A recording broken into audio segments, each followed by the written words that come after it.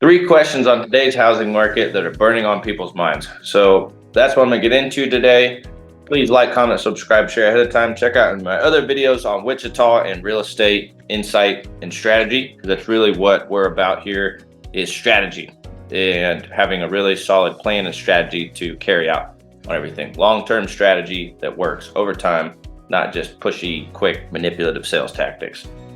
So I'm going to go ahead and start sharing my screen to go over visuals with this to help keep everything in order. And these are the three questions that I've been answering lately is, what's next for mortgage rates? Where are home prices headed? And is it a recession around the corner?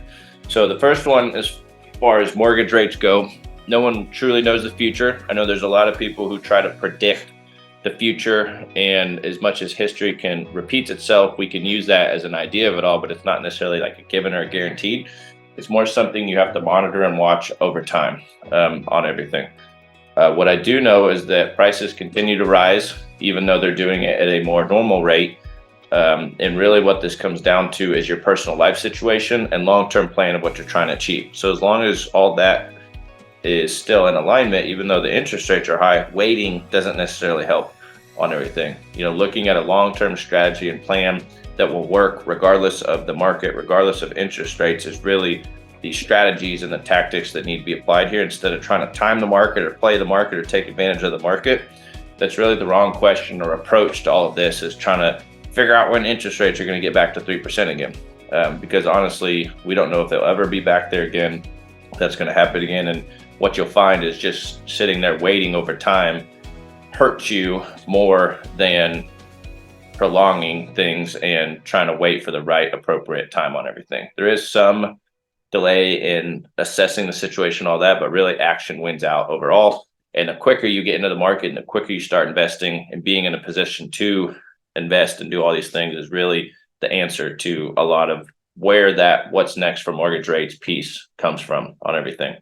One thing I think to take into account when you're looking at mortgage rates is you got to look at the history of mortgage rates. So if you look at what's next and where they're going, we have to just kind of keep an eye on it real time. But I think it's important to note where we have been historically with interest rates and how much they've been on a decline over time. And, of course, it's economy of scale. Prices get higher, rates get lower that come with that.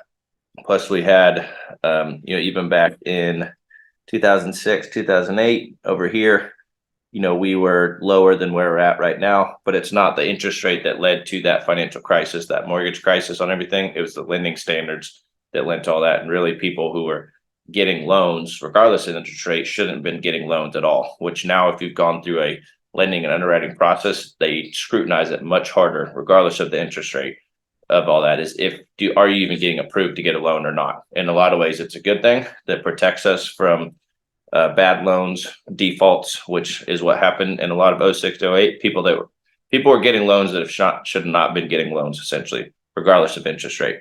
And so as we see this progress on, you see where we had the pandemic and interest rates were lowered way low to a artificially low price point. People artificially could buy more home at that rate than right now. And I think what the Fed and the economists and everyone else started to realize is they kind of went, oh crap, like we went so low on this, everybody got used to it. They expected it. That was the new normal, their new expectation.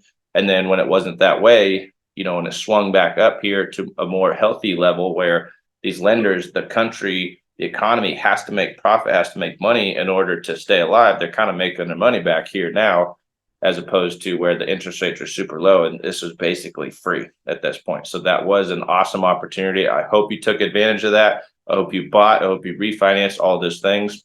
And so from the shock of 2020 and 2021, and that time when rates were super low and things were going nuts to where it is now, that is a fairly drastic change on everything. So it can seem like interest rates are so high and oh my gosh, it's so hard and all that. It's just really what it is. It's a large change is the hard part that I think people are having a hard time with. And we are starting to see them come back down lower on everything. But that gives you an idea of where mortgage rates have been. And then we got to kind of just keep an eye on them real time, where they're going on it all, and kind of just make the best plays within the market. Because there's always plays to be made within the market.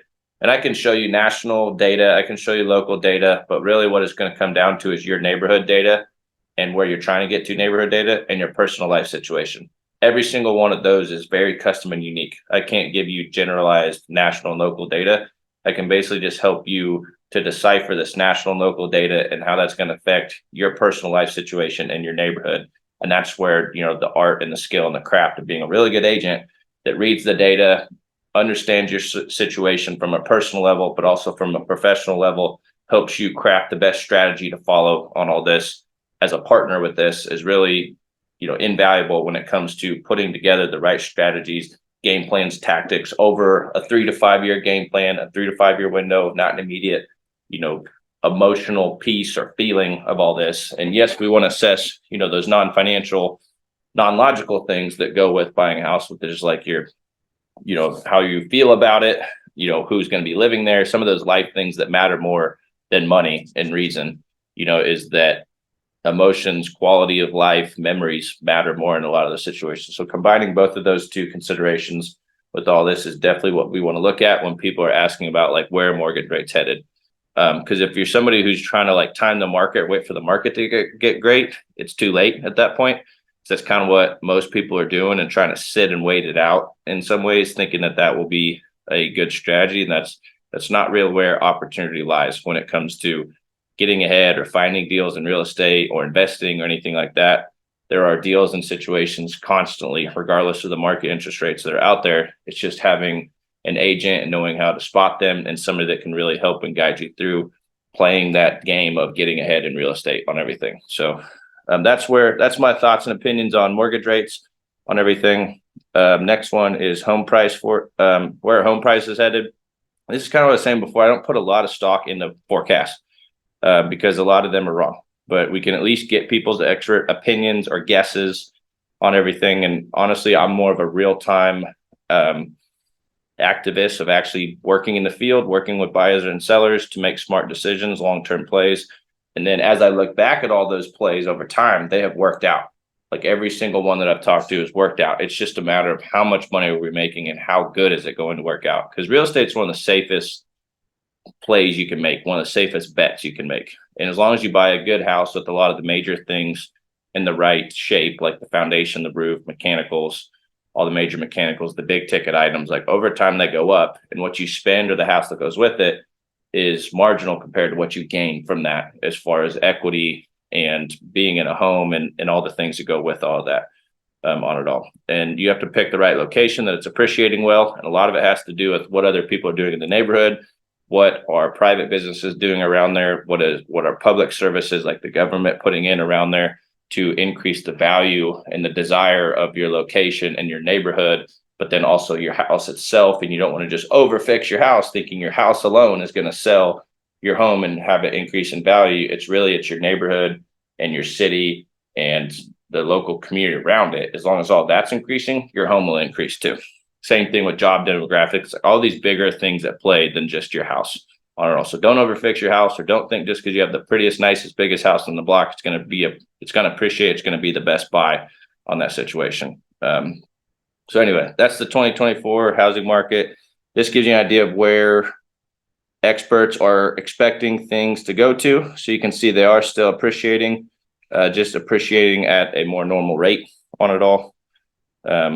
We see a slight increase in number of sales. And again, you got to keep in mind, this is the number of homes selling. This isn't necessarily home prices. But yeah, they're expected to increase in 2024. We'll see where it actually all comes out to. We're definitely seeing a lot of disruption in the real estate space from an agent standpoint, lending standpoint. A lot of things are changing and moving right now with technology, new generations of agents coming in, new generations of buyers and sellers coming in.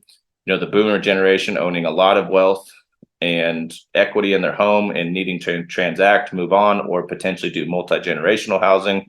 Millennials and Gen X, whatever, I think it's X. It's either X or Gen Z. I think it's Gen X. It's in between millennials and boomers are starting to come of age to start making more moves and getting more of this wealth from the boomers. And just as that natural progression of humans goes on, it'll be interesting to see what happens over the next 5 to 10 years as all that goes on and what those generations decide to do.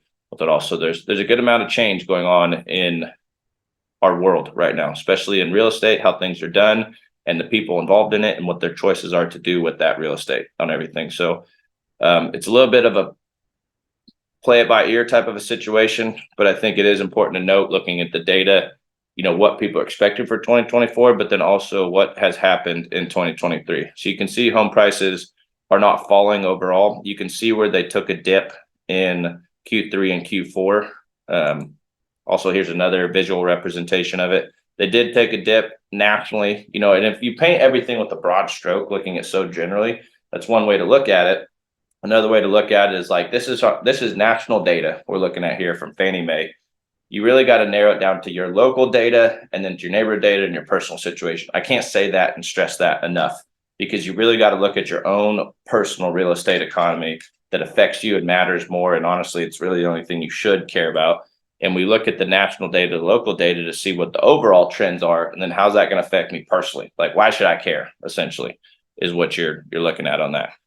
So Q1 of 2022 and Q2, you can see where we are seeing significant percentage change in home prices, 4.72, 5.48. And then, in Q3 and Q4, you did see some dips in here, but that is pretty small and marginal compared to the gain you had here in Q1 and Q2, and then where it started to gain again in 2023. Went up again 1.3%. From there, went up again by 2.1%.